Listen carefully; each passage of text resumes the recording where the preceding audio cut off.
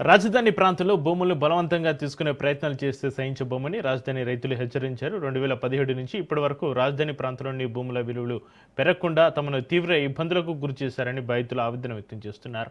ఈ సందర్భంగా జిల్లా కలెక్టర్ కార్యాలయంలోని శంకరణ హాల్లో అధికారులతోటి సమావేశమైన రైతులు తమ సమస్యలను వివరించారు. తాడేపల్లిలో గజం భూమి ధర సుమారు 30,000 రూపాయల వరకు ఉందని, తమ గ్రామాల్లో గజం 5,000 ఉండడం ఎంతవరకు న్యాయమని ప్రశ్నిస్తున్నారు. ఇక అమరావతి అభివృద్ధిని అడ్డుకోవాలన్న ఉద్దేశం తమకు లేదని, చట్టబద్ధమైన విధానాన్ని అనుసరించాలని మాత్రమే కోరుతున్నామని తెలిపారు. భయపెట్టి ఒత్తిడితోటి బలవంతంగా భూములు ఇవ్వాలని కోరితే ఎట్టి పరిస్థితుల్లోనూ అంగీకరించబోమని హెచ్చరించారు. తమకు ఏ రాజకీయ పార్టీతోనూ ఏ వర్గంతోనూ సంబంధం లేదని, రైతులు తమ హక్కుల కోసం మాత్రమే పోరాటం చేస్తున్నామని స్పష్టం చేశారు.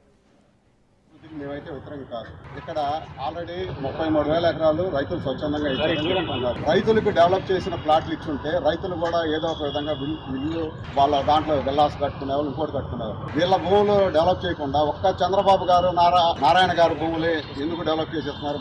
వాళ్ళకి ఇచ్చిన ప్రయోజనాలు రైతులు కూడా ఇస్తే రైతులు కూడా ఎంతో కొంత డెవలప్ చేసుకునే వాళ్ళుగా. సీడాక్సిస్ రోడ్డుకి మేము వ్యతిరేకం కాదు, కానీ వ్యతిరేకం అని చెప్పేసి ఉన్నవాళ్ళు రైతుల్ని నానా తిట్లు తిట్టారు, పేర్లు పెట్టి తిట్టారు, కులాలు పెట్టి తిట్టారు. ఆయన మేమేం భయపడలా, బాధపడలా. ఈ రోజు కూడా మేము అభివృద్ధికి వ్యతిరేకం కాదు. ఆయన అప్పుడు 30,000 ఎకరాలు తీసుకుంటా అన్నాడు. ఆ 30,000 ఎకరాలు తీసుకుంటున్నప్పుడే బాబు దీంట్లో కడితే వచ్చి ఉండేవాడు ఎవడో చెప్పంటారు నాయన అని ప్రతి ఆఫీసర్ని అడిగాం. ఇవాళ కూడా అదే అడిగాను. అడిగితే వాళ్ళు ఏమి సమాధానం చెప్పరు. భూములు మాత్రం కావాలా, అక్కడ వచ్చి ఉండేవాడు ఎవడో చెప్పరు. భూమి అయితే మేమేమంటున్నాం అంటే కన్న తల్లి కంటే ఎక్కువైంది భూమి. ఈ భారతదేశంలో ప్రతి ఒక్క పౌరుడు కూడా తన తండ్రి అమ్మినా, తన తాత అమ్మినా, తన ముత్తాత అమ్మినా కూడా ఈ భూమి నాది అని క్లెయిమ్ చేసుకుంటాడు. మనందరికీ అది తెలిసిన విషయాలే. అంత అటాచ్మెంట్ ఉన్న ప్రాంతంలో, అంత అటాచ్మెంట్ ఉన్న దేశంలో మీరు భూములు లాగేసుకుంటాము.